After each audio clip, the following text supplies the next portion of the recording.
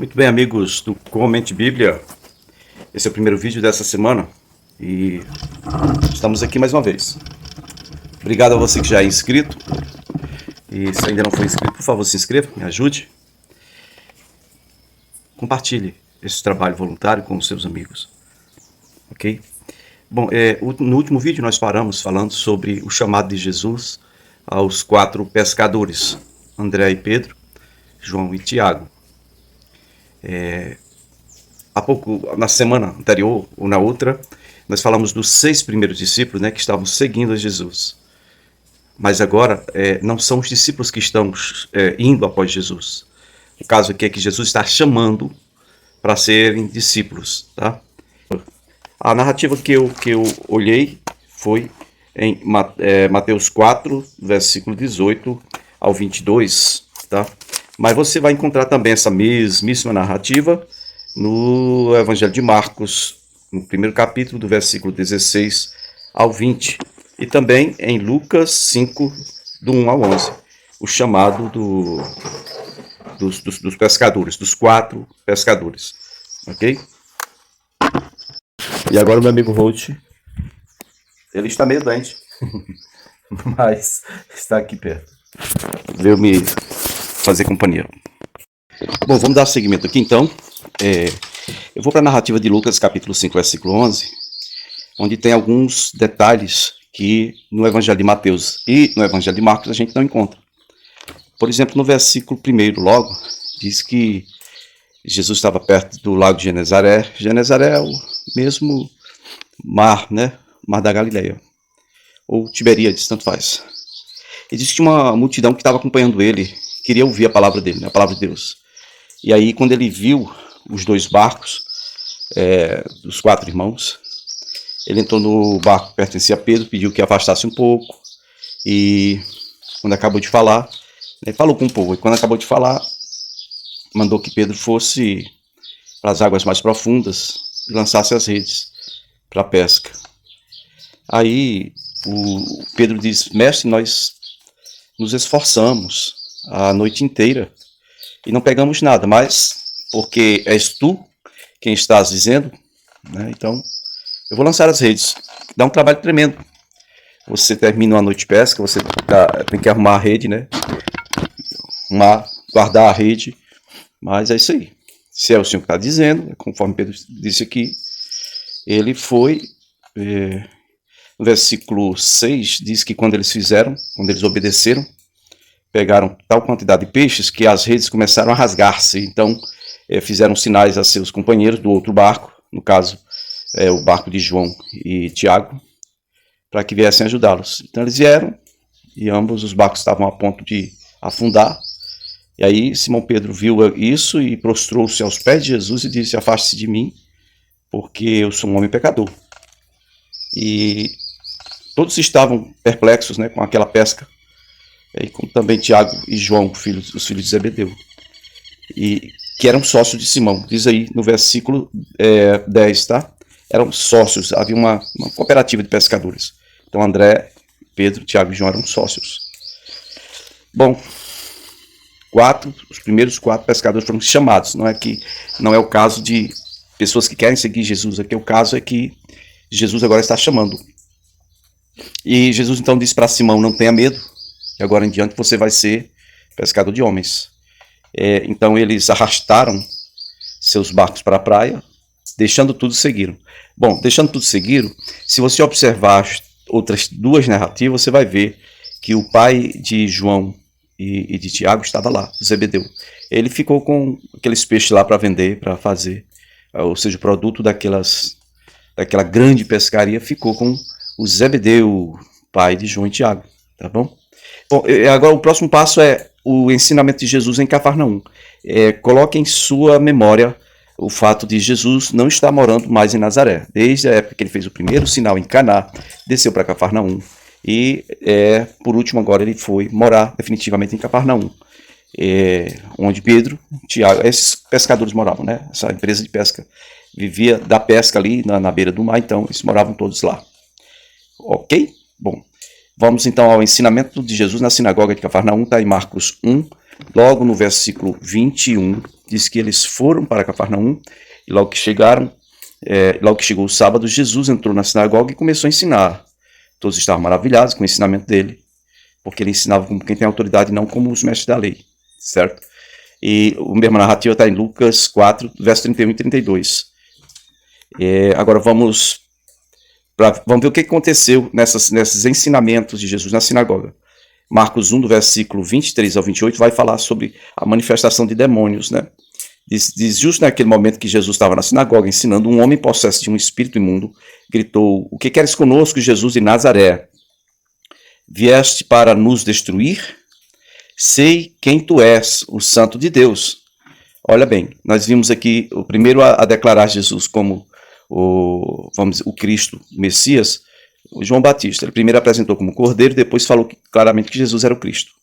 Depois de João Batista, teve o Natanael, foi trazido por Filipe.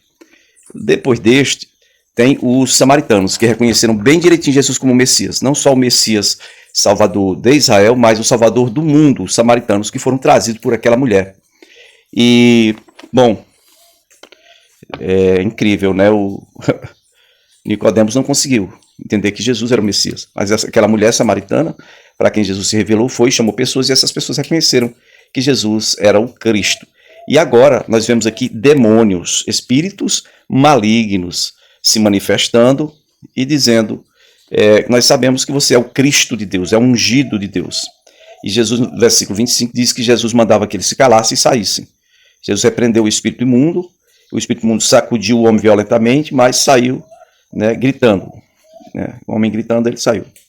E as pessoas questionavam: o que é isto? É um novo ensino, uma autoridade, um novo ensino e com autoridade. Porque até os espíritos imundos, ele dá ordens e esses espíritos lhe obedecem. Né? Então, é isto aí. Então, a notícia a seu respeito se espalhou rapidamente por toda a Galileia. Notícia dessa nova doutrina, né? Doutrina de Cristo, tá? Ele prega sobre o reino, ele expulsa demônios, cura enfermos e ele ora bastante. A mesma narrativa está em Lucas 4, do versículo 31 ao 37. Vai dizer a mesma coisa, certo? Só que no versículo 35, na parte B, diz que o demônio jogou o homem no chão, diante de todos, e saiu dele sem o ferir. Diz que só foi... O homem ficou gritando, né? Enquanto o demônio saía. Bradou e saiu. Ok, então ele pregou nas sinagogas, e depois ele foi para a casa de Simão. Né? Olha bem, preste bem atenção. Aqui Jesus fez um milagre da pesca maravilhosa, agora esses 4 aqui estão com ele. Certo?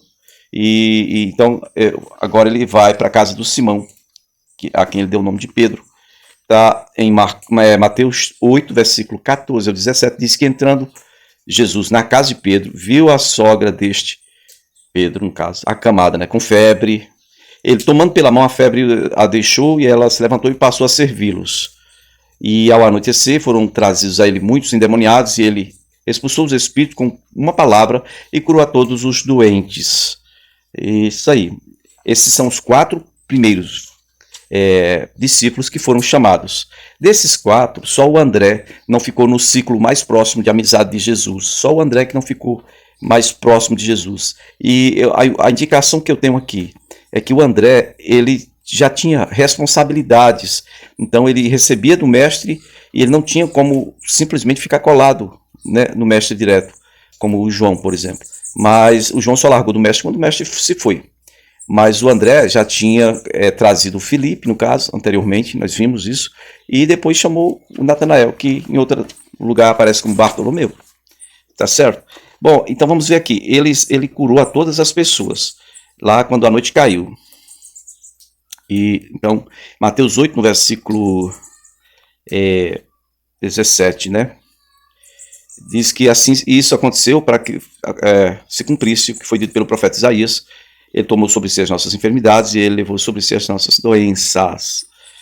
A mesma narrativa, vamos lá para Marcos, no capítulo 1, no versículo 29 ao 34, onde diz que logo que saíram da sinagoga foram com, olha bem, olha o detalhe, foram com Tiago e seu irmão João, à casa de Simão e André. André e Simão moravam juntos, embora Pedro fosse casado, porque Simão fosse casado, André ninguém sabe, mas moravam juntos na mesma casa.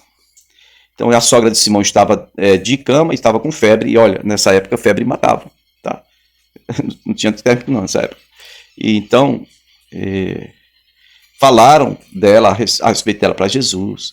Versículo 31 de Marcos 1 vai dizer que Jesus se aproximou dela, tomou ela pela mão e a ajudou a levantar-se, e a febre deixou ela. Né? Aí a parte B vai dizer que trouxeram, depois do pôr do sol, trouxeram toda a cidade, veio de toda a cidade, né? Gente endemoniada, gente doente, ficaram na porta da casa lá do Pedro, né? Do Simão. Jesus curou a muitos que sofriam de várias doenças e expulsou muitos demônios. E não permitia que eles falassem, porque eles sabiam quem Jesus era. A mesma narrativa, com detalhes diferentes, está em Lucas, no capítulo 4, do versículo 38 ao 41. Vai dizer que a sogra de Simão Pedro estava com febre alta quando eles chegaram. Aqui o detalhe de Lucas lá em Marcos diz que falaram sobre a febre da mulher do Pedro para Jesus, ele tomou pela mão. Aqui diz claramente que eles pediram a Jesus que fizesse algo por ela, né? No versículo 38, parte B. Então ele estava em pé, ele inclinou-se e repreendeu a febre, e a febre a deixou. Não disse que ele simplesmente pegou pela mão. Eu acho que a forma como ele repreendeu foi pegando pela mão. Pode ser que tenha sido isso, não? E aí, ao pôr do sol, trouxeram todos os que estavam vindo, sofrendo de todo tipo de doença, demônio e tal. E no versículo 41 de Lucas 4, vai dizer que os demônios, eles ficavam gritando: tu és o Filho de Deus. Ele, porém, os repreendia, não permitia que falassem. Ora, Jesus quer ser reconhecido aqui pela nação israelita. Ele quer ser reconhecido por aqueles que creem no Senhor. Não por demônios. Os demônios já sabem quem é Jesus, né? Eles sabiam quem é Jesus. Então, precisava estar declarando. E agora eles estavam com esse negócio. Em Cafarnaum, um local, uma cidade, né, grande, vamos dizer assim. E, na época, viu muitos milagres. A cidade inteira ficou sabendo o que Jesus estava fazendo. E a cidade toda passou por esse processo de libertação e cura, né, pelo próprio Senhor Jesus. Mas será que essa cidade acolheu a promessa de salvação ou só queria realmente um milagre? Não? Bom, então a viagem pela Galileia começa a partir da casa de Pedro. Jesus, ele não queria ficar ali só recebendo gente, né? Então, a viagem pela Galileia com esses 4 discípulos, 4 pescadores. 2 irmãos mais 2 irmãos, certo? Foram os 4 que foram chamados primeiramente. Mateus capítulo 4, no versículo 23 ao 25, vai dizer que Jesus foi por toda a Galileia, ensinando nas sinagogas, pregando as boas novas do reino, curando todas as enfermidades, doenças do povo. Então a notícia sobre ele se espalhou por toda a Síria, todos os que estavam padecendo de vários males e tormentos, pessoas endemoniadas, epiléticos, paralíticos, e ele os curou. Então a grande multidão o seguia vindo da Galileia, olha aí o mapa aí, Galileia, Decápolis, aquele grupo de 10 cidades, na margem direita do Jordão aí, Decápolis, Jerusalém e Judéia, tá? E a região do outro lado do Jordão, essa região do outro lado do Jordão aí, sem ser Decápolis, é a parte inferior, é a parte que pertence aos Moabitas e Amonitas, tá? Essa gente aí, até daí tinha gente indo atrás do favor de Jesus. Então as pessoas queriam cura, corriam atrás. Porém, Jesus queria era pregar as boas novas do reino. Se o Senhor nos permitir, a gente dá seguimento no próximo vídeo.